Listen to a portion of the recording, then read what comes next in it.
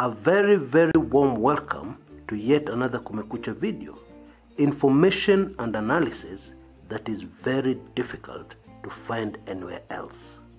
I recommend that you subscribe and you hit the bell button so that you receive notifications every time I have a new video.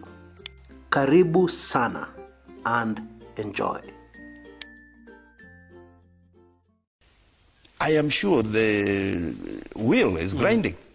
Okay. It may be grinding slowly, but it is surely grinding. You know, before all this, before you left the Jubilee Party, I remember you saying Uhuru's last term, in his last time he'll secure his legacy, there'll be order and discipline, and fight against corruption will be taken to new heights.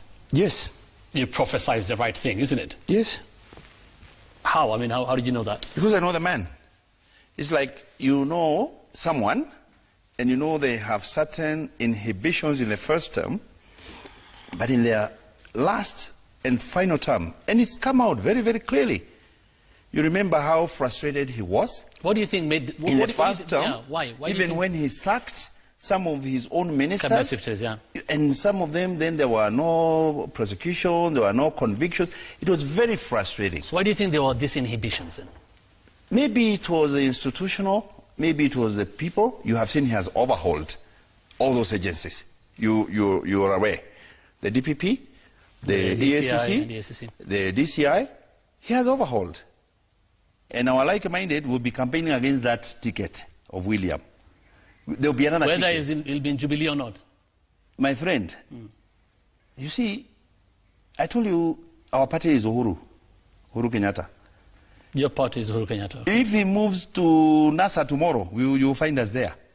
If he moves to Kano, you'll find us there. Ideals of the Jubilee Party do not matter, that's what you're saying. Because we share the same ideals with him, and we believe he has the best intentions and the best interest of this country. So, by the way, and this is for the record, Jubilee, the party, has a 10, 20, 30, 50-year plan for this country.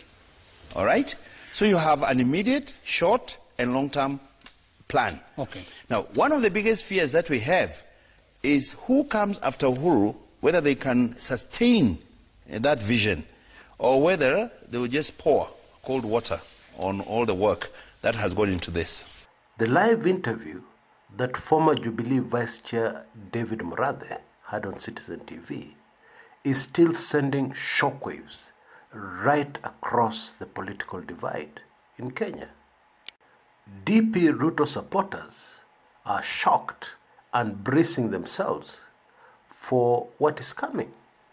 According to Murathe, the Handshake Brigade, although happy with the developments, are shocked at the speed at which things are happening. Those who are neutral are bracing themselves for the mother of all political and legal battles in Kenya. Now, there are some very, very alarming reports that have appeared in a section of social media. The reports sensationally claim that a gunman confronted David Murathe's car and actually fired 7 shots at it. Allegedly on Tuesday morning. That was the morning before the live television interview that Murathe carried out at Citizen TV. On that same evening. Now, when such a major incident happens, there are certain things that must happen. Let me just put it like that. And I've worked all my contacts. I've checked in the places where people usually check for such incidences. And there is no such record of any such incident. The rumors further claim that a middle-aged woman was arrested in connection to this incident, where it is said Bwana Murathe escaped unhurt, unscathed actually. And the report further claims there were no injuries. Now, for starters, it is highly unlikely that a person can spray bullets at a car and no injuries are reported. No bodyguards, no aides, even injured. That is possible, but very highly unlikely. The long and short of what I'm trying to say about this alleged incident is that from where I sit and with the information I have right now, this particular incident never happened. In other words, it's mere propaganda with a certain very specific objective in mind. Ordinarily, what would have happened is that this particular story would have been picked up by the entire social media, and it should have gone viral. But for a reason that is not clear, that did not happen. Human nature is unpredictable. It may be very difficult to look at the various factors that stopped this story from going viral. Maybe people were hesitant because maybe there was another story online at that moment that was attracting the attention of people. Maybe people waited for confirmation from the mainstream media. Whatever the reason, it did not go viral. But of course it has attracted the attention of very many people. Now, what would be the objective? What would be the reason behind manufacturing and cooking such a false story? To gain sympathy for Bwana Murathe's agenda? Maybe. But in my view, what is even more important to note is that people never go into the trouble of manufacturing propaganda for a non-issue. Propaganda is usually unleashed over a very serious matter, weighty matters if you like. And bringing down a deputy president, that is major. Or rather, a spirited attempt to do the same is a very, very serious matter. Of course, for some people, it is not that serious, simply because Bwana Murathe has resigned from being vice chair of the Jubilee Party. And therefore, according to them, this is just an ordinary Kenyan, who has fallen from grace, making noise. I don't agree. Anybody with this kind of view has to be very naive, because Bwana David Murathe still has his security detail intact. And ordinary Kenyans do not have a security detail. Pure and simple.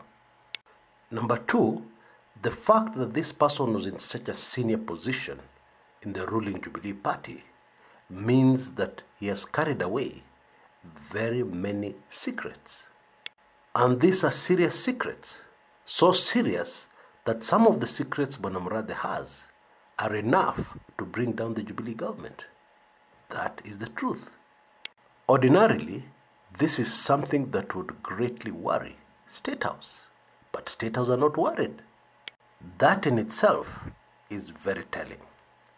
But even apart from that, Bwana Murathe, during the interview on Citizen TV, made it very clear that he is firmly behind the president. He told us very clearly that even if the president moves to NASA tomorrow, he will be there very quickly, right behind the president. And so it has to be clear, no matter how many times he denies, no matter how many times he tells us he's working alone, one truth must be recognized. So far, Bwana Murathe has done nothing, that is going against the president and the president's interests. And in politics, if you're not against me, you must be for me. There's no such thing as being neutral in politics. You must fall somewhere, even if it is the middle ground. And Murathe is definitely not in any middle ground. You see, the political divide in the country at the moment is between the Building Bridges Brigade, and DP William Ruto's camp. Every politician or everybody who plays politics at the moment has to fall in one of those two camps. And then the most telling clue, to tell you that definitely Bwana Murathe is in the president's camp, is the fact that he still holds his position as a chief, very influential advisor to the president. Let us continue this discussion in part 2 of this video. This is Chris Kumekucha.